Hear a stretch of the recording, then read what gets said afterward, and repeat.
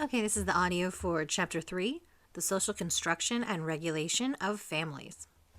So again, let's start off with the learning objectives for Chapter 3, which are to describe the historical forces that influence the intersection of race and family in the United States, to examine the current stock stories that explain family inequalities across racial and ethnic lines, to apply the matrix lens to an understanding of family inequality, and to identify alternatives to the current matrix of inequality among families. So first up, the historical regulation of the family. So while the traditional nuclear family is a widely accepted stock story, families are actually constantly changing. So the family unit as a married couple and children only solidified in the 1800s. So this notion of a breadwinner father, a homemaker mother, later we'll discuss how these ideals were socially constructed in order to exclude people of color and the poor. So a brief look at history demonstrates not only the wide diversity of successful family forms, but also the pace and direction of change over time. So when we look at early families in America, looking first at Native American families, in 1500, an estimated 10 to 20 million indigenous people lived on the land that's now the United States. When it comes to family forms, historians have documented great variation among family forms within Native American families. So in many North American indigenous tribes, kin groups were a central part of the community. So kin groups were just made up of people related by blood or marriage. So for European colonists, marriage was an economic relationship. They couldn't understand the patterns and belief systems of the natives as anything but inferior, right? So colonists, they thought marriage was about economics, and they thought wives and children were basically family workers. So the definition of the family at the time included everyone who lived in the same household. So poor families that could not support multiple dependents would often send their children to go live with other families as apprentices. And of course, at the time, mothers were expected to perform essential labor, meaning, meeting the family's basic needs. Husbands and wives both participated in raising their children, but there was still a gender division of labor for children themselves. And so in the colonial time period, white women lacked many legal rights, which obviously complicated their experience. They had no legal right to property. When they got married, they lost all legal status and rights to their belongings, to property, to their own income, right? And lastly, white women could not sign contracts or file lawsuits, which means if they were widowed, they could not be the legal guardians of their own children. And that marital rape was not recognized under the law, so there was no protections for married women from sexual violence from their partners. So we'll talk about how that changed a little bit later on. So moving on to resistance and assimilation. After the American Revolution, settlers pushed west, and the Native Americans were forced to give up their land.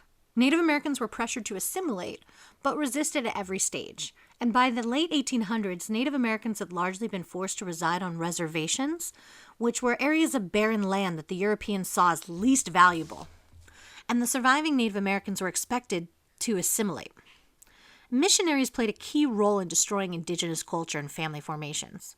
Children were stolen from their families and taken to federal boarding school systems that were created to fully assimilate Native Americans. At these schools, children were forced to abandon their native languages and religious beliefs, and they were often given new names. Many resisted these attempts to assimilate. In 1887, Congress passed the Dawes Act, requiring Native American nations to divide reservations into plots of 160 acres each, assigned to a family head. So the remaining land was given to white homesteaders and various corporations. So colonial practices and Eurocentric notions of family impacted every minority race and ethnic group at the time. The culture and practice of slavery tore apart many African American families, beginning by separating individuals from their families in Africa, and the common experience of loss on slave ships. Pregnant women and infants born during the transatlantic voyage were often thrown overseas so as not to be a burden to the captain. So they would just throw them overboard. So every captive African was insured because they were considered property, so that a dead African could be more profitable than a healthy living person, which obviously led to, such horribly exploitive practices during that voyage. So this notion of being a commodity always shaped slave families, as husbands and wives were often separated when they were sold. Children were taken away from their parents, and slave owners often raped female slaves to produce children they could then sell. Some women would go so far as to kill their babies in order to spare them the cruel life as a slave. So patterns of intermixing produced lighter-skinned children, which then created new economic and status dynamics that continue to the present day, as we'll discuss later. In the early 1800s, industry was changing and capitalism was transforming society through technology and industrial development. This development changed the way people worked, and in the 1800s, more and more jobs were growing outside of the home. At the same time, white women's lives became sharply defined by an ideology of domesticity. In working-class families, children and mothers had no choice but to work and support the family, while in the emerging middle class, a woman's role was seen as that of a housewife and a mother. Work and politics was defined as men's sphere, or the sphere outside the home. So privileged white women led the cult of domesticity, arguing that a woman's natural place was in the home, and women's lives became defined by these ideas about domesticity. So in the separate spheres, men are best suited for public sphere, or the world outside of the home, which really just means working at jobs and being able to vote or hold elected office, while women were thought to be best suited for the private sphere, which meant women should be in the home, caring for the home and the children. This also meant that women should not receive a formal education, should not have legal rights within marriage, should face stigma for working, and be paid substandard wages when compared to men. And really should be restricted from voting or holding elected office because those were a separate sphere, right, from the sphere that was appropriate for women. So, of course, as a lot of things we'll discuss in this class, it was inherently classist, racist, and sexist because it's an ideal that most people had no chance of achieving. So if you were a person of color, you were excluded from this ideal outright. If you were an immigrant, you were excluded from this ideal. Even the majority of whites were excluded from this ideal, as one wage would not support their economic needs and women needed to work to support themselves and their families. It also implied that the lifestyle only available to the most privileged was normal, was ideal, and differing family forms were judged as lacking when compared to this norm. It's also important to point out that when this rose to prominence between 1860 and 1920 was when women were actually entering the paid workforce in great numbers. It's strange, we always hear that women entered the workforce during World War II, but that is kind of a stock story itself, as poor white women and women of color were always working in one economic form or another throughout American history. And as factories opened, women also left the rural areas to the cities to take part in these opportunities. Also, a lot of immigrant women were exploited in terrible conditions in these factories, as we'll discuss later. Basically, we'll talk about that a little bit more in depth. But to reiterate, after that little tangent there, making these ideals and writing them into history basically it privileges the perspective of a small group of people. And it tries to act as if that's the opportunity afforded to every type of family, when it's really only afforded to those with the most power. So immigration policy also had a huge impact on family formation. So we often refer to the United States as a nation of immigrants, but neither African American nor indigenous communities are immigrant populations. If you exclude later populations of blacks who chose to immigrate from Africa or the Caribbean, then the U.S. African American community is the historical product of slavery, right? Both populations, whether it's, people that were indigenous or people that were enslaved, were largely forced to abandon their own cultures and their family traditions, as were many Mexicans in the West when the areas were taken for, to become America. So the Irish were the first significant influx of non-Western European immigrants in the 1840s, and they were shortly followed by Eastern and Southern Europeans and Jews. So these immigrants prompted a crisis in how whiteness was defined. Through the end of the 19th century, you had to be legally defined as white in order to have full citizenship and property ownership. This is why these new immigrants shook things up, because they were able to navigate the previously racialized hierarchy. And so as a result, this kind of affected the way they were then termed and understood. So the Irish were referred to as the blacks of Europe, and they faced blatant discrimination from employers. Italians were likewise referred to as Guinea, among other insults, which was an attempt to reference Western Africa. And so you can still see this legacy today in white power or white supremacist movements. They talk a lot about white people, but they're super narrow with that definition. And it connects to this racism, back to these previous eras, right? Where their racist ancestors refused their children to associate or date these immigrants because they were considered biologically inferior in their bizarre racial purity scale. So expanding the category of whiteness has a history as more and more groups intermarry and assimilate. They then have the benefit of their skin tone to give them power and privilege in the established racial hierarchy in America. So for Jewish immigrants, they could intermarry and Americanize, while others chose to strictly intermarry as a sort of resistance. So it's really keeping those traditions that people come to this country with. So much of the assimilation is leaving your traditions behind. And so for some Jewish immigrants, they did that. They adopted U.S. values, specifically, as the book talks about, the value of marriage for love and for pleasure, right? And so eventually these European American ethnic immigrant groups were then seen as assimilated enough to be defined as white, and the boundaries of whiteness expand. So intermarriage was a key to a lot of this Americanization of immigrant ethnic communities. And it needs to be clearly put that their skin made this possible for them. This is not possible for other groups who could not intermarry because laws forbade interracial marriages. Right? So that's what, when people talk about, oh, my Irish ancestors, my Italian ancestors, they faced the exact same thing. Well, maybe. Yeah, they did face, legalized discrimination and unfair treatment. But again, they were able to assimilate and intermarry and do not at all face the long-term repercussions that more racialized ethnic minorities do, right? So moving on to that. Asian American immigrants were also themselves excluded from the category of whiteness. So the first Asian immigrants came from China in the mid-1800s, mostly men to work in agriculture or on the gold rush or to build the railroad system at the time. So labor recruiters were looking specifically for married men who were willing to leave their families in China because they could be paid less and they would eventually go back to China.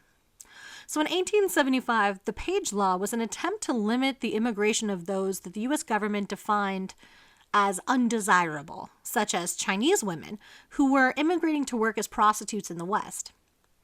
And shortly after was the Chinese Exclusion Act of 1882, which, followed shortly after, and the rate of immigration then of the Chinese dropped sharply. Interestingly, immigrants found a loophole referred to as paper sons, young men from China that posed as U.S.-born sons, since the relationship couldn't be denied after all the birth records were destroyed in the San Francisco earthquake and fire of 1906. Sounds pretty clever. But it wasn't until 1943 that Chinese people could then again immigrate to the United States and apply to become U.S. citizens. And even then, only 105 people per year got that opportunity. As immigration grew, so did discrimination.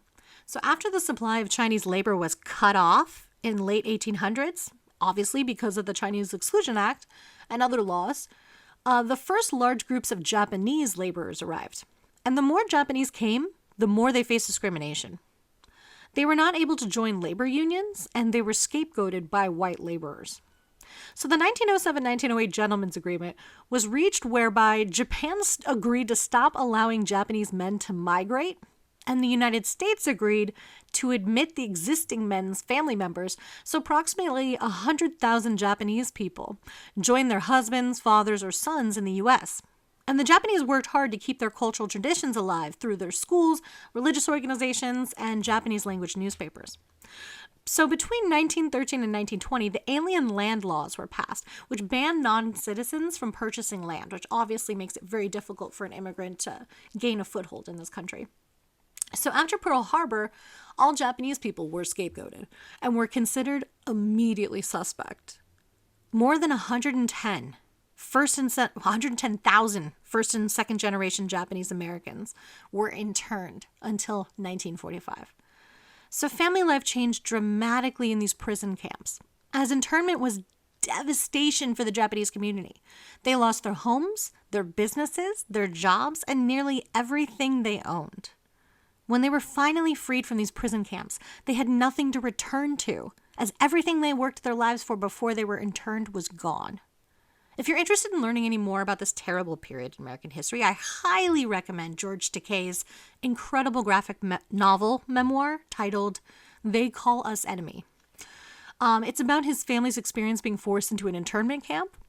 And if you're not as big a nerd as me, you might not already know him for being on the OG Star Trek series in the 60s, where he also made TV history. His memoir is just thought-provoking and beautifully drawn, so I highly recommend it. It's called They Called Us Enemy. Anyway. So the nuclear family is defined as a mother, father, and children living together. The number of nuclear families has declined consistently since 1970, and today is below 20% of families. The idea of the ideal nuclear family assumes a working father and a stay-at-home mother. Today, fewer than 25% of two-parent families with children under 15 have a stay-at-home mother. Contemporary families are increasingly diverse. Abortion rates are on the decline, in part due to an increased access and reliance on a variety of birth control methods. Families today are also more likely to be caring for an elderly relative in their home. Families today include divorced, widowed, and never married parents, blended families, multi-generational families, interracial and same-sex marriages, and cohabitation. Approximately 50% of marriages end in divorce, and more adults are not getting married at all, some living alone while others cohabitate but do not marry. The number of adults living alone has almost doubled since 1960. So it's always important to use theories to interpret what we're talking about, right? To try and understand how different people have looked at these issues over time. So those stock stories, right? Those are those ones that are the default hegemonic stories in the culture. So many functionalist scholars have pointed to assimilation to argue that the new racial and ethnic groups entering the U.S. follow specific paths of integration.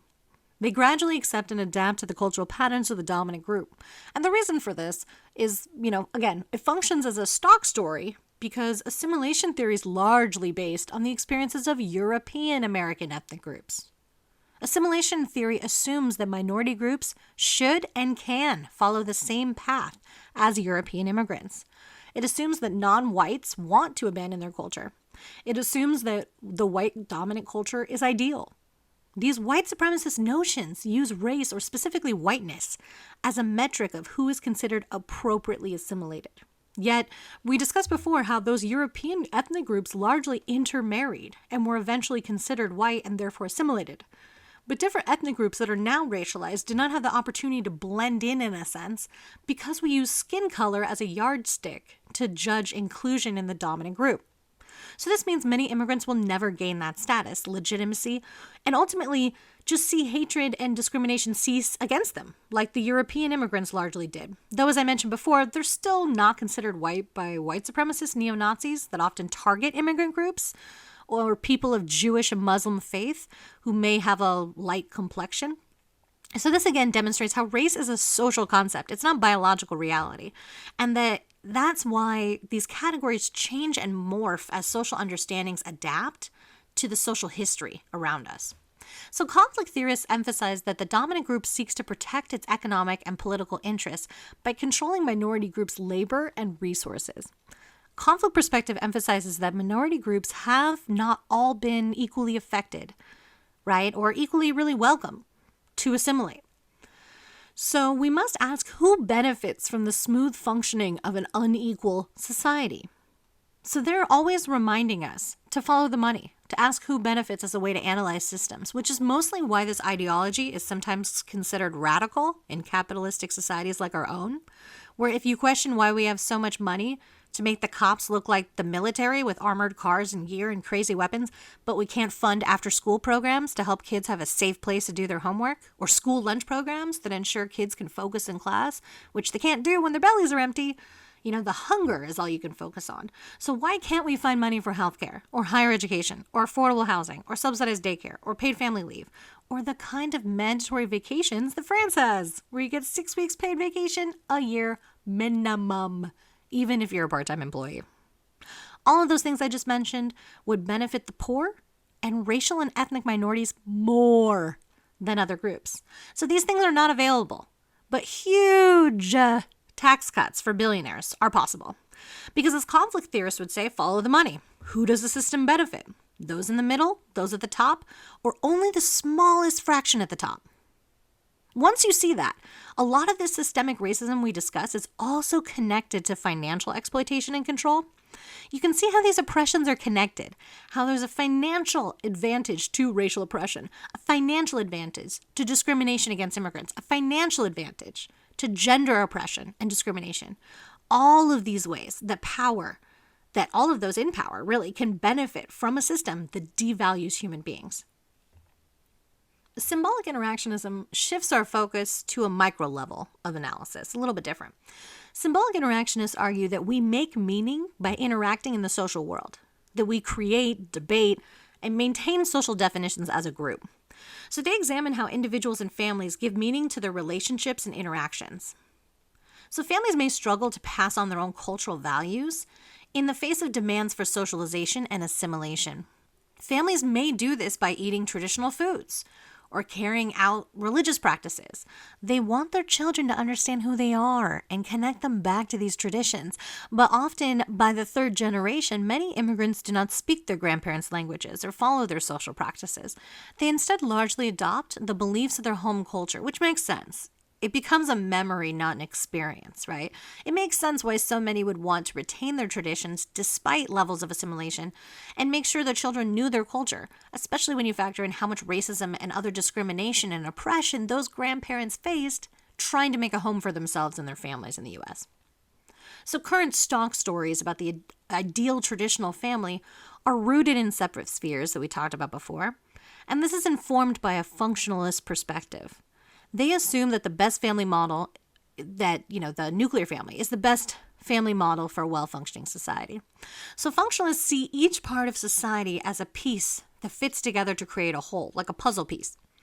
And they argue that disruption to one of these institutions is felt across all of them. Like the puzzle piece changes its shape and then the others have to adapt to create a functional society again. So from their perspective, any families not fitting the ideal are defined as dysfunctional. This is important because this logic underlies the public discourse about Black and Latino families and blames these families, basically saying it's because they didn't properly assimilate or act white, like the white people. That's why they're living in poverty. It's not racism. It's not structural inequality. It's not history or any other documentable facts. No, it's just parents speak languages other than English, or parents are caught up in the out-of-control system of mass incarceration for years, keeping them away from their families. So talking about this always reminds me of Obama. Those times when he would chide the Black community, like he made this comment about pulling your pants up, right? Or that speech he gave where he lamented about men being absent in their kids' lives, but never mentioned prison as an essential reason why. It's the ultimate unstock stories. Everyone would be a success if they just turn down that music and pull up their pants. It's ludicrous and incredibly offensive as it flies in the face of facts and history, all of it. And it just says, no, it's your fault, try harder. So from a conflict perspective, the ideal family model of the, nuclear family operates to benefit some people more than others. It reproduces inequality among racial and class groups, but also gender and sexual inequality, because the hierarchical gender roles, patriarchy and heterosexuality are all favored. So this is a huge problem in families as it connects to a class I teach at Cal State Fullerton called family violence. The power imbalances in families that assume heterosexuality that say men have more power or control than their wives do, and that parents have more power and control than their children. And this can open the door to violence, as being lower on a hierarchy is often the precursor to excused violence in our culture. And so while African American families are quite diverse, the image of the dysfunctional Black family has been predominant since the 1950s when the culture of poverty thesis was advanced, which basically argues that Black families are pathological because they did not replace the traditional nuclear family model. So again, it blames poverty and other social problems on Black families themselves, like, basically the chicken before the egg situation. So poverty is one of the most significant problems that does face African American families. Single female-headed families have significantly higher poverty rates, and the percentage of single female-headed families in the African American community is much higher than it is among the white community. So this is a cumulative disadvantage, which will affect how and where families live, what educational opportunities they ultimately will have, and really what life chances they'll have in a capitalistic society.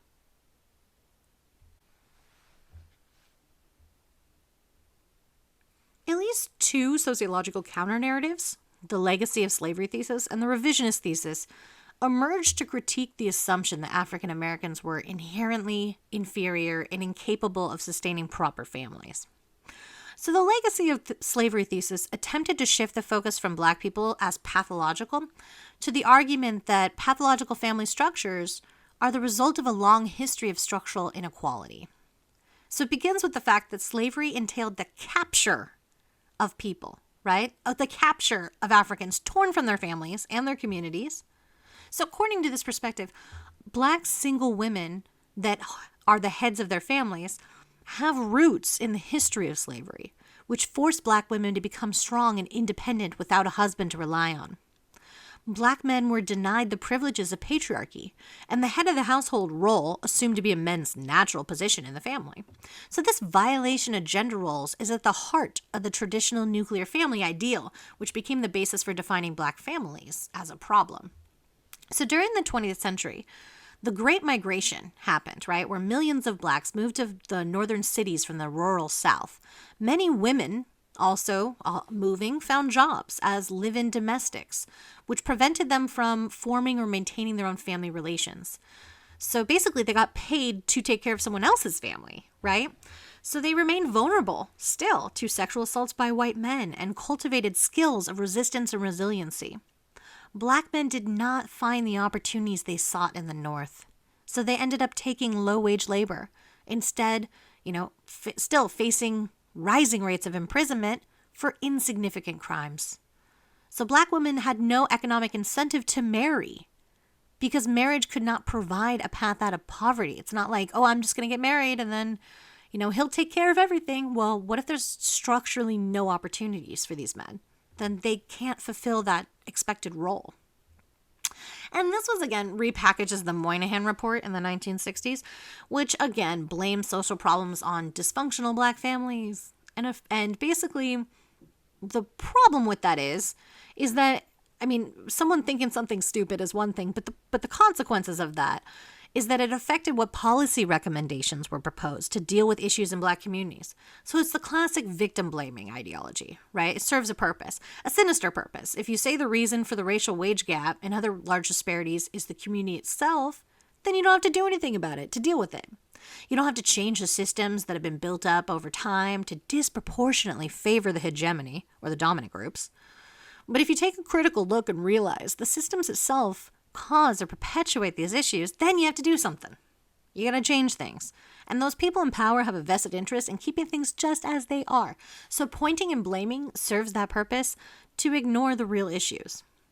So the revisionist thesis is basically where revisionist scholars responded directly to this legacy of slavery theorists by arguing for the strength and resilience of Black families, and they provided evidence to counter stereotypes of Black community racked by poverty, with few intact nuclear families. So revisionist scholars drew upon concealed stories to argue that slave families were functional, that they were basically adapting to the conditions of slavery. So families and extended kin were a source of strength and support that were essential to survival. Revisionist research also demonstrates the extent that Black fathers tried to protect their wives and children and keep their families together at any cost. So their research draws upon basic precepts of functionalism and conflict theory, redefining Black families as functional and as a refuge given the context of oppression and white supremacy. Revisionist scholars restore agency to African Americans, seeing their families as not merely the unfortunate results of slavery and inequality, but as viable structures formed to improve their quality of life. So this story of pathology in the modern day is much more often applied to Latinx families, who are currently the largest minority population in the United States. So they're criticized for failing to assimilate, their culture's blamed for poverty and other social problems. So the basic assumption of assimilation is problematic because it assumes that all immigrants will have the same opportunities to assimilate as past European immigrants did, which is obviously not the case.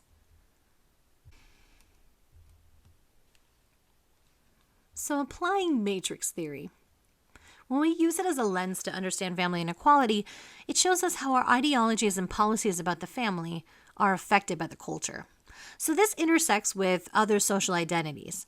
The lens asks that we consider culture, ideology, institutions, and structures as they interact with and shape each other. So matrix theory also examines resistance and agency to see how families are social constructs. And there's no single natural family form. So we need to challenge the limiting stock stories and actually reveal the concealed stories so we can see the reality. So we need to confront women's concealed stories and the myth of the invisible father. So as more women have become sociologists, we're learning more about the importance of gender and other identities in examining Black families. Sociologist Shirley Hill's work on Black families dismisses the functionalist assumption approach, arguing that race and class oppression have left many African American families with dominant social ideals about the role of men and women and proper family formations. So the result, again, is to blame Black families as if there's a level playing field. So the story of the Black family is further contextualized by gender. And as more women scholars make women's experiences visible, much more research, kind of addresses the things that were ignored. And the added issues that women experience are, better examined. Beginning in the second half of the 20th century, the Black community began to face something called a marriage squeeze, which just means a change in marriage patterns that led to fewer marriages and fewer partners for Black women. So structural influences include the impacts of mass incarceration and unemployment. If 1 in 3 Black men will be incarcerated in their lifetime, that's disproportional, obviously, but the result is less men around to get married. If they're incarcerated, they can't do that, right? It means less men, it means more men who are going to face issues after incarceration, such as paying back fines and restitutions, having to go to court, probation appointments. Those things can be difficult without transportation, plus getting a job is much harder after you've been in the system. And as we'll later discuss, there's a lot of racial bias in employment for those men who aren't incarcerated. So getting a job, especially one that can provide for a family, is very difficult. And the problem is compounded for educated Black women, as many middle-class and professional Black men end up marrying white women. So those women have a smaller pool to choose from, which then results in less marriages for them. So more recent research seeks to shift the focus from single motherhood as the problem to be solved to the economic hardships that Black families face, and this research has found that social class differences play an important role, as does whether there are 1, 2, or more parents or guardians in the house.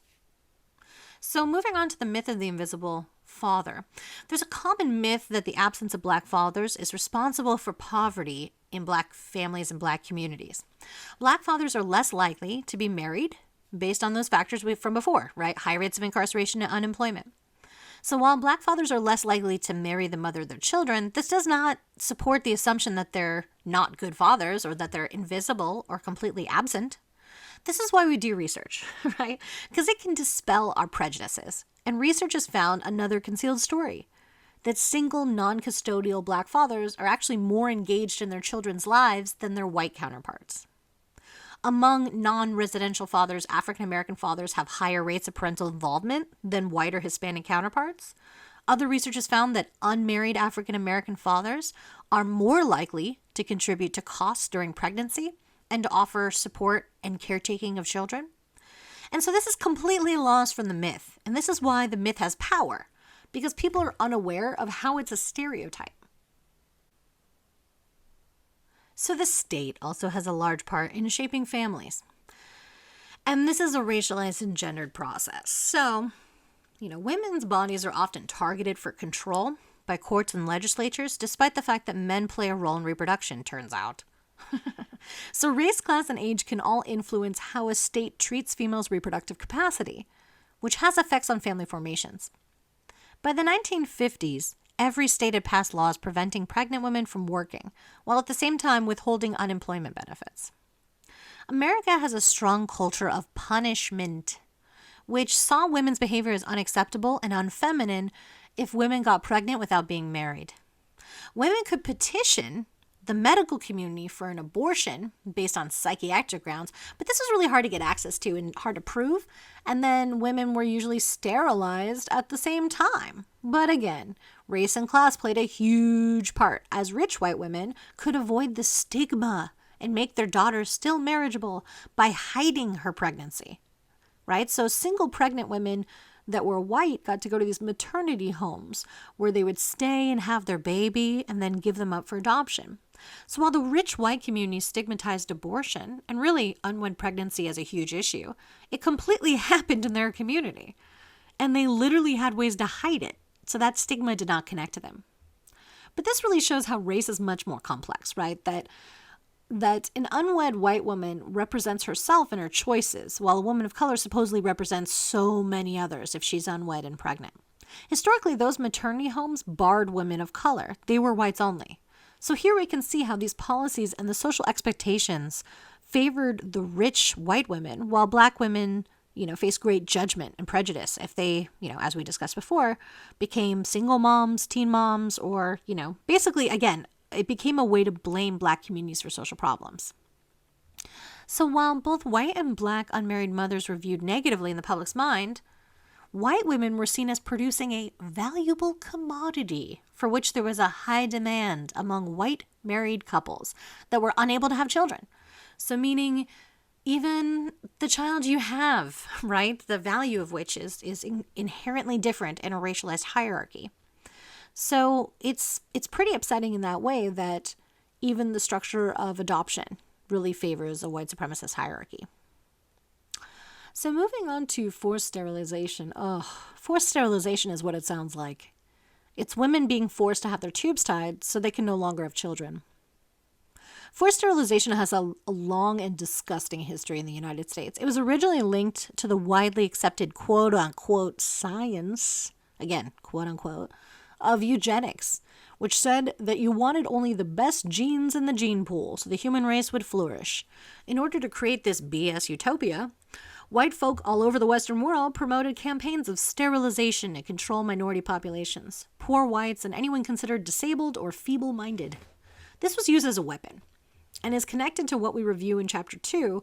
The government control of reproduction was connected to the ideology of time, of a biological racial hierarchy, like a ladder where the best genes are at the top and the worst are at the bottom. The California experiment was famous for sterilizing thousands in California. And when the Nazis started forcing people into concentration camps, and, again, they were all about eugenics, they started with forced sterilizations. And they tried to come up with a method where you could just x-ray someone's genitals and render them unable to have kids within a couple minutes. Because, they're all about efficiency without any human emotion. So one of the doctors at the time from the California experiment very famously said about the Nazis, quote, "They're beating us at our own game." Disturbing stuff. And when we mythologize World War II and the Nazis as an us, the good guys, them, the bad guys, all the while, the shared ideology of white supremacy was truly the bad guy, and it thrived across the Western world. I mean, eugenics was considered an actual science and not complete bullshit, which is what it is. Like, how can one objectively say who's superior? It's dumb. Europeans, shock, thought it was them. Right? If they're doing the research, they're like, it's me. I'm superior, right? It's insane. So they were simple as that, science, but we know that that's self-serving crap or, BS. But again, not from an actual scientific standpoint. It's problematic because the impact is truly on the culture. People's beliefs in eugenics, whether it was real or not, led to horrible experiments and exploitation all over the world. And of course, sterilizations that made it so many people could never have children again. We discussed this in my crim class. How many of the women who were sterilized were the victims of sexual assault. And they were sterilized for being quote unquote promiscuous. And this is just because, again, rape myths tend to blame women for being attacked and not the attacker, which makes no sense at all. But that's culture for you. A culture that devalues women, sees women as sexual body parts, thinks of women are stupid or emotional or overreact, so that when women come forward, it's easy to dismiss them because of our cultural beliefs about women. So for women of color, there's the added history that black women were raped legally for many years. And even in the Jim Crow era, if women were assaulted in the South, they were blamed and often sterilized as a result. So in the 1960s, welfare programs began linking the receipt of benefits to compulsory sterilization for many women, especially women of color. Side note, welfare being a trigger word for folks is relatively new. Well, it did actually happen in my lifetime, and I want to think I'm not old, but sure. But fun fact is, before we move on, that, it wasn't actually controversial, welfare, until the Civil Rights era, when many federal programs, especially under President Johnson's Great Society, opened welfare programs up to African Americans who previously could not get the same services, relief, or opportunities for funding and support. So anywho, you should understand that when people start talking about welfare, it's obviously about social class, but it's often a racist dog whistle. Anywho, back to forced sterilization. So, forced sterilization took place across the U.S., first on poor whites, but then largely the focus shifted to African Americans and Puerto Ricans on the island. African American and Puerto Rican activists stood up to these abuses, but by 1968, over 1/3 of women aged 15 to 45 in Puerto Rico had been forcibly sterilized, often without their knowledge, as a means of controlling the population, who are already racialized and not given full citizen status or rights. So in the 50s and 60s, we saw the advent also of the man of the house laws that gave social workers the ability to cut payments off to single women if they were suspected of having sex with a man. The assumption being, if you're going to have sex with a guy, then he should be the man of the house and support your children, even if they're not his kids. And so, of course, these were unevenly applied based on race, obviously. And it was also a way to punish women's sexual autonomy. So what comes out of this time period too, or a little bit after this actually too, is the welfare queen stereotype. So this is the product of how we've been branded, or basically been branding welfare for about 40 years now. So, it's... Again, it's a loud-ass screaming dog whistle that says poor people are lazy, plus people of color, specifically black women, are also lazy, equals big, fact, sexist, classist, racist stereotype, right? So I find this whole thing fascinating because Ronald Reagan, I'm sure you've heard of him, maybe once or twice, used this menace, this threat, the specter of scary, mean welfare queen, as a way to promote his jacked ideas about small government, aka give all the money to the rich, because who cares about the rest, which has been a strong political policy ever since, unfortunately. I mean, the dude started a movie with a chimp, but what do I know? Maybe that's today's equivalent of being on a terrible reality show. But I digress. The fascinating part of this whole stereotype is the history of one woman, literally one, an individual, that somehow became a stereotype for all black women receiving aid for them and their families. It was just Linda Taylor. That's her name, one person. A woman from Chicago who had fake identities, like 20 of them. And she was defrauding the welfare system, taking out accounts in many names. But she became a myth with Reagan, who used her name. Like he used her to run for governor in California and president of the United States. Each time he told her story, she had more and more aliases. She had stolen more money. So her tale became taller and taller like Babe and his Blue Ox. Don't get me wrong, Linda was an issue. She scammed everyone. She had fake degrees. Super interesting, really. I think what most notable may have been that she might have actually murdered someone, but that's a whole nother thing. The real crime is the crime that's, unforgivable in the way that Reagan and later others framed it, is that she stole good white people's tax dollars so she could sit on ass and drive a Cadillac around. He made this out to be a systemic problem and not literally one scam artist in Chicago. It's pretty nuts. As if thousands of others were just undeserving of money. And this is an ideological jump you need to make when you have politics that say that cutting money to the poor and shifting it to the rich is good. That's why people say that welfare keeps people poor. It's so dumb. Like, what keeps them poor is poverty. And all the inequality that makes it hard to ever get out, to achieve social mobility out of poverty. But ideology matters. It wins elections. It changes social policies. And it has huge impacts on real people's lives. So for more information, there's this great podcast by NPR's Code Switch called The Original Welfare Queen that really talks more about her story. It's fascinating. So fast forward to more modern history, you have marriage promotion programs that started under George W. Bush. No, not the first one, the second one, and continued through the Obama administration. These are programs that teach relationship and communication skills, and they've been offered as a solution for poverty for single mothers. So more than $800 million in federal money and additional funds at the state level have been poured into marriage promotion advocacy, right? Which continues the assumption that single parenting is the cause of poverty. So instead of maybe taking $800 million and putting it into like solutions for structural inequalities, no, just tell people it's your fault, you should be married. So the hierarchies we learn them through socialization. When mothers experience racism, children struggle in school and face more social and emotional problems. In communities of color, parents are forced to prepare their children that, the world might actually be dangerous and biased at best against people of color. White parents do not face the same imperatives to speak about race with their children, and they often do not even consider it. So this colorblind perspective can then take place, right? Where white parents assume if they don't talk about race, their children will grow up to see everyone as equal and the same. Another issue in families is when the ideal family is not ideal, as many researchers challenge whether a nuclear family is the best model for all families at all times. When you examine family violence, you see this. Women in the U.S. and around the world are more likely to experience violence at home than anywhere else. 1 in 2 women will be battered in their lifetime. About a third of murdered women were killed by their partners. And until the 1980 marital rape laws, it wasn't seen as a crime in many states. When women are pregnant, the leading cause of health problems and complications for their pregnancy that they face in giving birth are the result of domestic violence. And then there's children.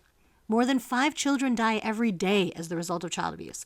And children with disabilities are at a higher risk, as are kids in foster care. Racial and ethnic minority children are much more likely to be removed from their homes and placed in foster care, which puts them at a greater risk.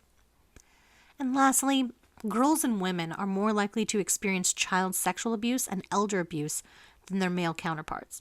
So these identities matter, right? And we should think of them as ways to add additional protection instead of, just basically trying to idealize everything from a dominant perspective. So the ideology of the family as a separate sphere has really kept violence within families hidden from public view. This is why it continues to happen behind closed doors. People continue to justify the social division and the control of parents. But ultimately, the more hierarchical the family structure, the more opportunity for violence happens by violating that hierarchy.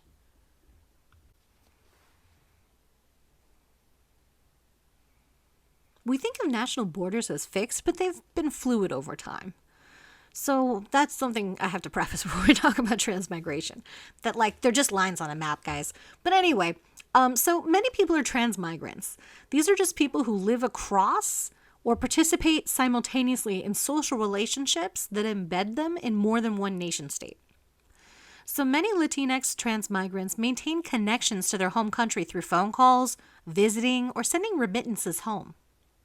Approximately 5 million children live with an undocumented parent in this country. And these parents are sometimes deported, which leaves their children to be cared for by others, often relatives, which I can't even imagine. I can't even imagine how psychologically damaging something like that is. To go to school and come home and find out one or more of your parents was deported. It's a cruel, cruel system. So children who are citizens may visit relatives in another country, but kids who are undocumented are unable to leave because they risk deportation to a homeland that they don't even have any memory of. Another way that families in the modern era differ are as a result of new reproductive technologies. So this is changing the possibilities available to families today and will continue to do so in the future. The United States is one of only a few countries that allows gestational surrogacy, in which a woman carries an implanted embryo to term for another mother. The surrogate has no genetic tie to the child, and the demand for surrogates has been increasing due to the availability of abortion and birth control, which limits the number of white babies available for adoption, and due to other social factors like women marrying later and delaying their attempts to get pregnant until they're older, which, obviously, the economy. If you're like, why is that? The economy. So anyway, it's these white and middle or upper class families who hire surrogates. And these women are most often poor white women or women of color, or, again, poor women in developing nations. So this can be seen in its own way as reproductive labor. Most surrogates aren't doing it because they're like, oh, pregnancy is so fun, right? They're driven to it by financial need, and they use it for survival and access for themselves to food, shelter, water, healthcare, right? All of this. Another way that families have changed in more modern eras is interracial marriage, which has obviously increased in recent years. State laws against interracial marriage were not declared unconstitutional until 1967, not long ago, right? So American Indians, Asian Americans, and Hispanics are most likely to marry outside of their race when you look at different racial and ethnic groups. Our social hierarchies and stereotypes affect who's considered the most marriageable, so that hierarchy kind of plays a role in who we are attracted to and who we end up with. So Black women have been defined in largely negative terms as unfeminine, stern, independent, while Asian women have been depicted as erotic and submissive. So these stock stories tell us that we reside in a colorblind nation, but intermarriage rates reveal that's not the case. More than 8 of 10 people today still choose to marry someone of the same race. And, against that bias against interracial marriage still persists. And I should just side note, we live in very segregated neighborhoods. And I say this to my marriage and family class. They hate hearing it, but we always talk about soulmates. So there's like this one perfect person for you out there, and you're 2 pieces of it, whatever. Now you're a whole and all this crap. It's actually kind of funny, statistically speaking, like sociologically, they might be your soulmate, but they're your soulmate within a 10-mile radius. Once you go over 10-mile radius, it kind of breaks down a little bit. So think about that. If we live in segregated neighborhoods and lives, then we end up interacting with a lot of people who look a lot like us. So we end up dating and marrying people who look a lot like us anyway. So anyway, same thing with social class. All right, moving on. LGBT families. So they challenge the stock story or hegemony that assumes that couples are all heterosexual. And LGBT families are one of the most visible changes to the family. So we construct heterosexuality as normative, just like we do with patriarchy and whiteness. It's another hegemony. The ideal traditional nuclear family is one of the most important sites of construction, right? The reason this works is concealed stories are ignored and written out of history. So heterosexuality becomes invisible and a privileged norm. So whites represent a higher percentage of gay male marriages, which shows how white privilege and class privilege make the transition to marriage and parenthood a bit easier. So these couples still face homophobia, and they face discrimination and other structural barriers, but white gays and lesbians have the privilege of not having their loyalty to the racial community challenged by their sexual identity. And of course, the experiences of gay and lesbian families differ across race and class lines, meaning just like everything else we talk about, there's no monolithic LGBT family experience, meaning there's a diversity of those experiences.